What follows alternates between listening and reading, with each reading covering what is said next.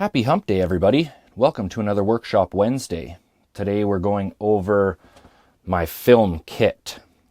If you've been a viewer since last year, not a whole lot has changed, but the channel's grown a lot and I'm seeing a lot of comments, people asking what I use, so I'm going to go over it today. Let's first cover my computer and editing software. I edit on DaVinci Resolve, which is great software. When I was filming for the cruise line, we filmed on Adobe Premiere Pro.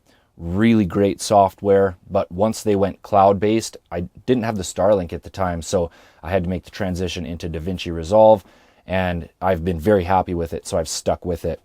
I edit on a 2019 MacBook Pro, fully spec'd. This is a great computer, but I'll be excited when I can afford to get into the M series because I've heard great things about them. And then maybe I could get into a little bit more 4K editing as well. I see a lot of folks asking for me to bump up to 4K. If you're filming GoPro or prosumer drone or cell phone 4K, you don't need that powerful of a computer. But the 4K that comes out of these cameras is a massive file size. If I was going to do that, I need a far more powerful computer and a whole lot more storage space. So I hope I can make that change for you guys in the future, but it's not coming quite yet. As far as microphones, if I'm doing an interview or a talking head thing like this, myself or the guest is mic'd up on Sony UTX-B2 lav mics. These things I've had for like 7 years. They've been through hell and back, and they just don't stop. It's been great. So nothing but good things to say about these. Don't even know if they're available anymore, but they keep going, so I keep using them. If I'm filming just raw audio, I have these Rode Video Micros on my cameras. These are great little microphones. I always run the Dead Cat on here, but it makes the microphone way heavier, and I've noticed the bracket cannot support the weight, so they sit down like that, which I'm not super stoked about, but the audio coming out of them is really nice, so can't really complain. The only new camera since last year is the one that I'm being recorded on right now. It's a Lumix S5 with the 20-60 kit lens. I bought that camera because this one got way too wet when I was filming the glaciers, and it died for about a week. It came back to life, thankfully, but I needed the backup camera at the time, so I drove to Anchorage and bought the Lumix S5. Really powerful camera. It's the best one that I own, so I kind of baby it. It's mostly just my interview and talking head camera. My next go-to is the Sony a6500. This is an APS-C crop sensor. I run the 16-70 lens almost all the time. It's equivalent to a 24-105 full frame lens. This is fixed aperture, which is very nice, and it's a Zeiss lens, good glass. I also have the 55-210 telephoto lens.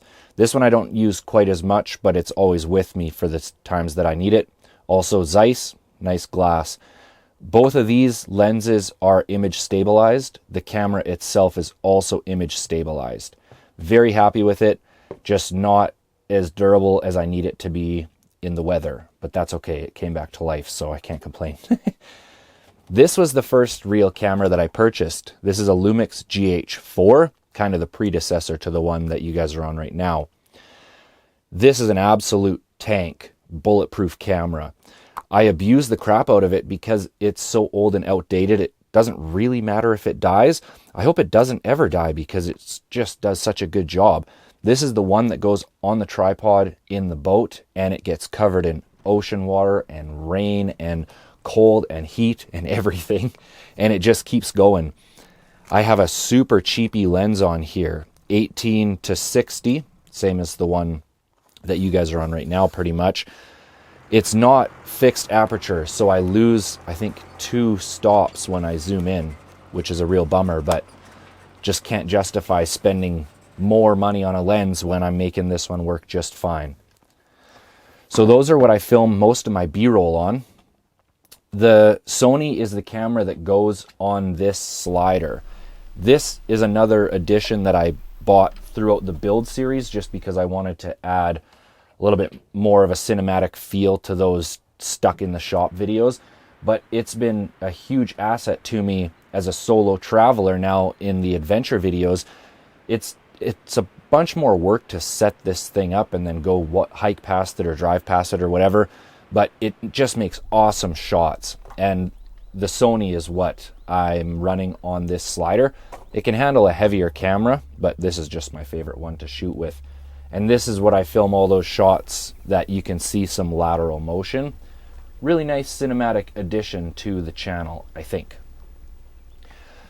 When I'm out and about filming, like when I'm doing the driving sequences or I'm out in the boat, most of that is filmed off of this GoPro 11. I guess this is a new addition this season as well. I was filming on the 9 before. I use GoPros for a lot because they're just so durable. They pick up surprisingly good audio and they're image stabilized. And they horizon level as well, which is really nice. So I can tilt this camera back and forth and it keeps the horizon line perfectly level. So when I'm just walking around filming a location, this camera really does most of the work for me. I have this one, which I call the cab cam. This is the one that hangs down inside the cab and I film my dialogue while I'm driving. It does a relatively good job. I'd like to pick up an exterior microphone for this because it picks up a lot of the truck noise, but that's the one that I'm using inside the truck. The drone is the one I probably get the most comments about. This is a Mavic Mini 2. Great little drone. And to answer your guys' questions, I've never lost one. Actually, this is the first one that I bought. And I've never, well, I've lost it a bunch of times actually, but I've always found it again afterwards. It's been crashed, I think, a half a dozen times. It's never broken.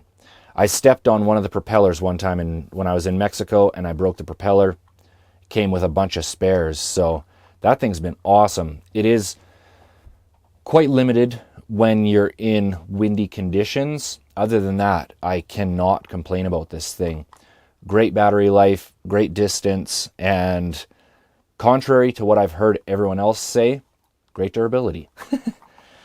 So that's pretty much my go-to kit. I do have a couple of other cameras. They just have not really been used in years, so I can't justify talking about them. I also have a gimbal, but I've used it so infrequently that I've actually just left it in the motorhome, and it's not coming with me on the road this year. Anyways, that's my basic film kit. I also have a video about all of my adventure gear that I pack with me. That's from last year. I don't plan on redoing that because nothing has changed as far as adventure gear goes, but maybe I'll throw a link in the description below. Thanks for watching, everybody.